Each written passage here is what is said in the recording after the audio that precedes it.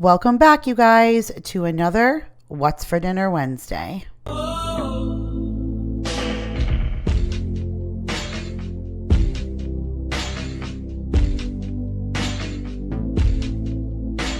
What is up, you guys? My name is Kira if you are new, and welcome back to another What's for Dinner Wednesday, which is just another random Wednesday, usually towards the end of the month, where I share what my family of 6 ate for the last month as far as dinner-wise. And I don't necessarily take you through a step-by-step instruction on how to make these meals, but don't worry, I don't leave you high and dry with just a delicious-looking picture and no way to recreate it. Usually, sometimes it's something as simple as a Pinterest recipe where I could guide you to the link. Like these were smothered chicken burritos that I found on Pinterest, as well as the Everything but the Bagel seasoning chicken, another Pinterest recipe. Sometimes we just go simple like Trader Joe's Mandarin orange chicken or even my homemade chicken soup. But somewhere along the lines, I have recipes for these, whether it's a whole video or a link. So I always have a place to send you so that you can still get everything you need if this is a meal that you want to make here at home. So now I'm going to roll you into either footage or still shots of some of these really delicious meals. And we're going to start off first with those smothered chicken burritos.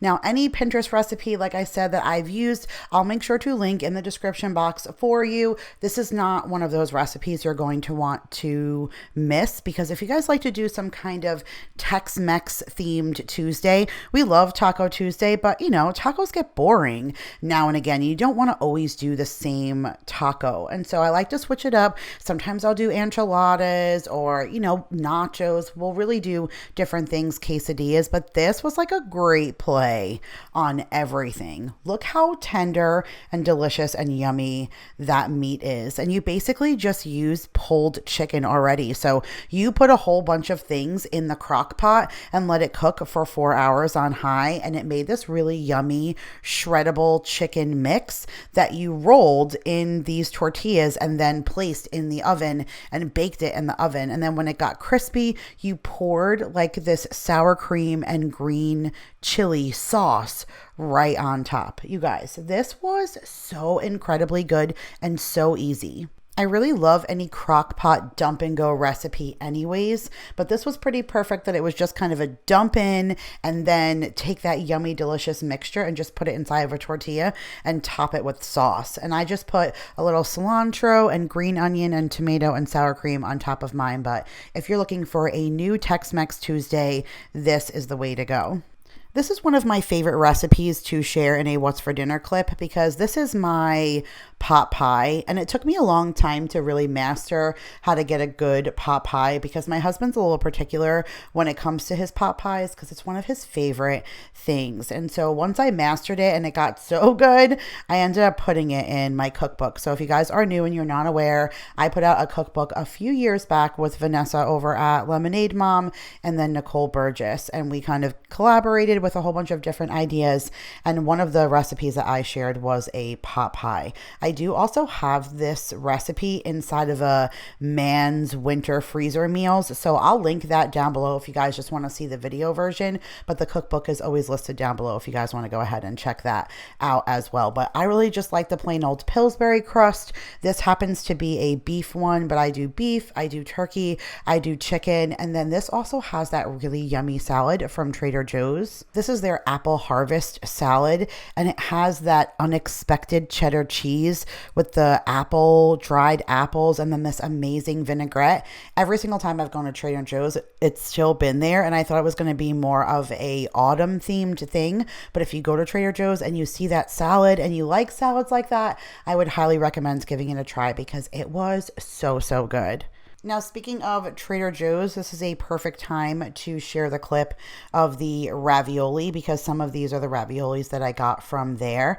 Now, on top of the ravioli is my personal meat sauce. This is probably hands down my favorite recipe. I have a recipe video for this. I'm actually surprised it's not done better on my channel just because out of everything that I cook, this is one of those things I think I cook the best, especially because it's something I could do with my eyes closed and it comes out tasting just the same every single time. And I absolutely Love it. And it is on top of two different kinds of ravioli. So it's a plain cheese one from Walmart. They're a great value brand. And then they also have the beef bolognese ones that I got from Trader Joe's. And those were so, so good. I wish that they weren't mostly for my husband, or I probably would prefer just those over the cheese. They're so filled with yumminess.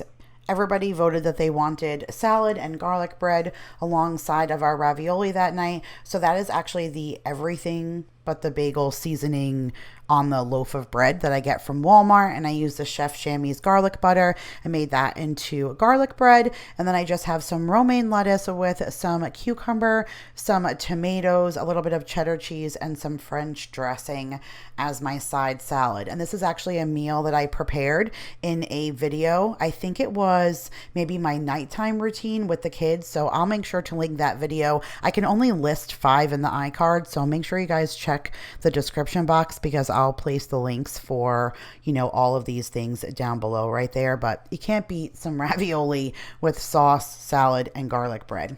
All right, speaking of another meal that you cannot beat, that is breakfast for dinner. We're big on breakfast for dinner, but ever since we discovered the crunchy French toast, it has just been one of those things we can't come back from. Now, this is a food hack that I did. I'll link the whole food hack playlist, because there is not one that is better than the next. They're all just so, so good. And one of the things that we learned was a crunchy French toast.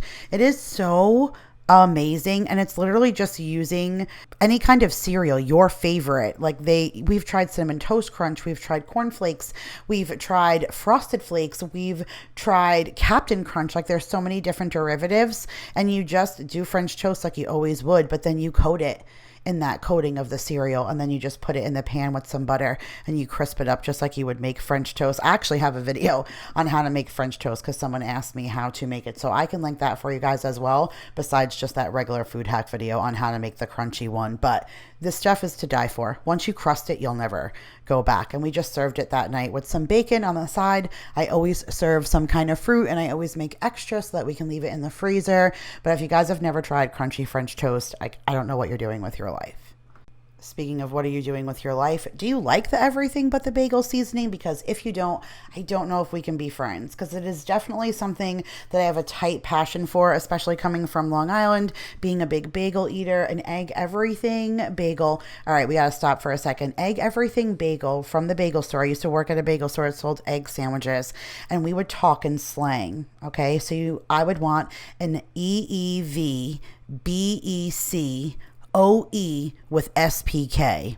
Okay, and that means you want an Egg Everything bagel, bacon, egg, and cheese, eggs over easy with salt, pepper, ketchup. Sorry, it's like one of those things that will just never leave my brain, and that was my favorite. So needless to say, I love that seasoning, and when someone said I can put that on top of chicken, I was literally all about that. And you just do what you would normally do when you would coat any chicken. Use a wet component first, and they have you melt some butter, and so you baste it with the melted butter, and then you cover it with the seeds. You flip it over and do the same thing and bake it in the oven. Who knew something that simple would be so delicious? And then you make a sauce for on top of it. So it uses a cream cheese, and a bunch of green onions. So it makes a very bagel with scallion cream cheese kind of feel. I love green onion, so I definitely went heavy on the green onion. And it's so, so, so delicious that there's no way you could ever eat it if you like that seasoning and say that this is not for you, because it flavored the chicken so well, and it gave you that flavor,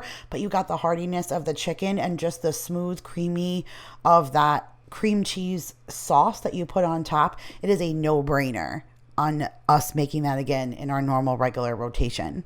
And as you can tell, I have a tendency to like salad as my side dish. So I have some spinach leaves with some tomatoes, cucumbers, croutons, craisins, almonds, red onions, and French dressing. And it was so good, you guys. I promise you I will not steer you wrong. Check the link down below. All right, chicken soup.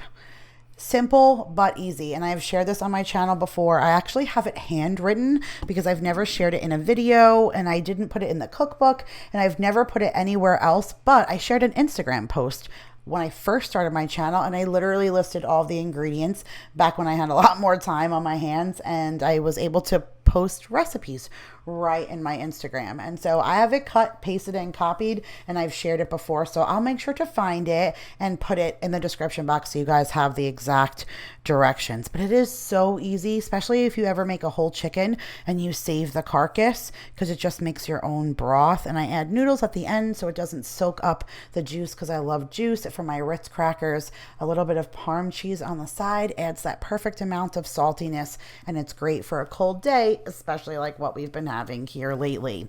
Another cold day meal is pot roast, and I've been getting amazing pot roast from Sam's Club. Super flavorful, quality meat for very inexpensive, and usually I can cut it and get a couple of meals out of it. And so this is like half of one of the pot roast that we got from there, and I put it in the crock pot all day, and we made some homemade gravy. I served some sliced carrots on the side, and then I did make some roasted potatoes. You guys, I love just making simple roasted potatoes in the oven, 425 degrees, and you have like a really yummy potato. It's a great way to use potatoes that are going bad. And then melt some cheese on top. Get creative.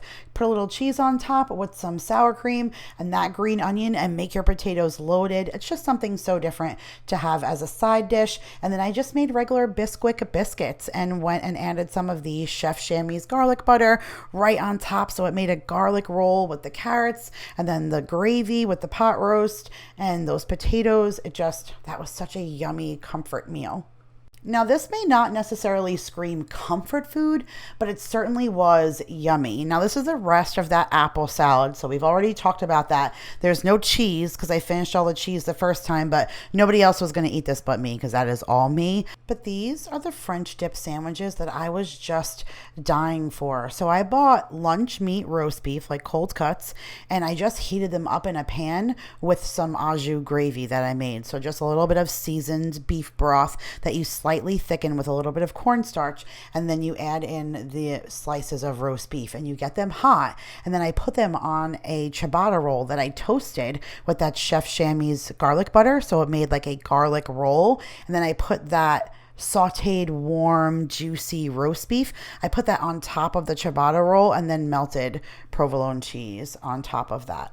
There almost needs to be a moment of silence for how delicious that sandwich was, because the butteriness of that already delicious ciabatta bread that came from Aldi with the gooey cheese and just that warm roast beef, I don't know, the sandwich was just amazing. And then on side of it, we just made some homemade potato wedges. I used a little fry seasoning and baked them in the oven, 420 degrees for 30 minutes, and they came out perfect. And it was such a good meal, you guys. But I'm sure you could tell that I haven't exactly been as carb conscious as I wanted to. I'm sure you can tell just by looking at me. So sometimes I have to convince my brain that if you're going to have the onion rings you made from scratch, which by the way, I have a video for that, so I'll link it. But again, if you're going to go ahead and eat the onion rings, then maybe you should just cut the bread of the burger. So when Daryl used to work at Five Guys, he taught me how they use the iceberg lettuce to pretty much make a bun. And that's how they do their what they call a lettuce wrap there.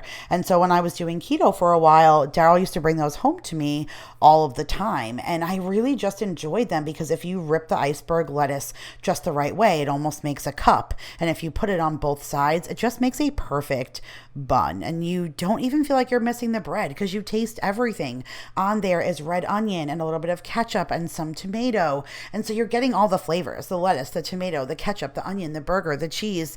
And I don't know, you don't even miss any of the bun. So a little bit of mayo on the side also makes the perfect additive, but I definitely love my bunless burgers, and I also love my homemade Chinese food from Trader Joe's. Well, it's a combination. Trader Joe's and I were a tag team effort on this meal. So that's their Mandarin orange chicken, which is always super easy. And my trick for you guys is when you make that at home, add a little bit of sesame oil to your oil when you're sauteing them and get them good and crispy. And that sesame oil really just gives that real Chinese Chinese takeout flavor. So you definitely don't want to miss that additive when making it. And I have some of that mandarin orange sauce on the side. Actually, no, just kidding. That's duck sauce from Bonnie. Thank you, Bonnie. I love you. The mandarin orange sauce is on the chicken. That is duck sauce that my girl sent to me all the way from New York so that I could have it. And it has gone alongside of my pork fried rice, which I have a video for. Just remember to add some scrambled egg because your girl forgot in that video. And I feel like I always need to put out the disclaimer because the rice is just not the same without that scrambled egg. But that is perfect. Who needs to spend $10 for a meal from the Chinese takeout place when you can do it right at home? All right, so now we're actually caught up. This is the last meal that I have for you. And this was supposed to be something that I cooked later on this week, but we had to move things around because we literally still do not have water. So I had to make a lot of adjustments to my meal plan and make things that are easier and just in one pot. So we're not making tons of dishes because, like I said, it's been a little crazy, you guys, right now with not having water and just the sub-zero temperatures and even more bad weather coming in the next couple of days. Like, we don't really see a chance to thaw out until the weekend. That seems so far away right now, but we're not going to cry. We're going to make it through. And I just made a one pot meal, which just happens to be my stroganoff. It's a 6-ingredient recipe. It is so super easy. And I have an entire video for it. So I'll make sure to link that for you guys as well. It is just so simple. It is like hamburger helper that you make on your stove. And it really just, it is something that gives you that sense of comfort, but you have all control of the quality of ingredients that go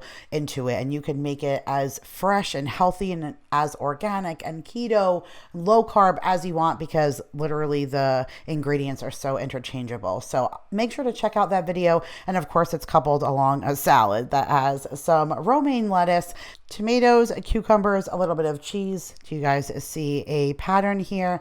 And a little bit of French dressing, because honestly, you guys, we have not really replenished our dressings since we moved here. So I don't have too much of a choice right now, but it's okay. I've been digging the French. But that is it, you guys, for this time's What's for Dinner video. I truly hope that you enjoyed. And if you did, make sure to give this video a huge thumbs up.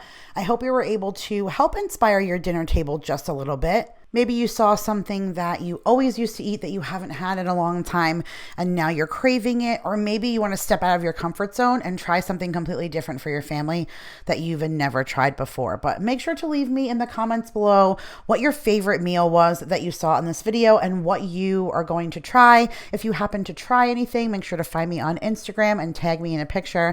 I love to see you guys recreate my meals. I love you guys all so much. Subscribe if you are new, and I will see you guys in the next one. Bye, guys.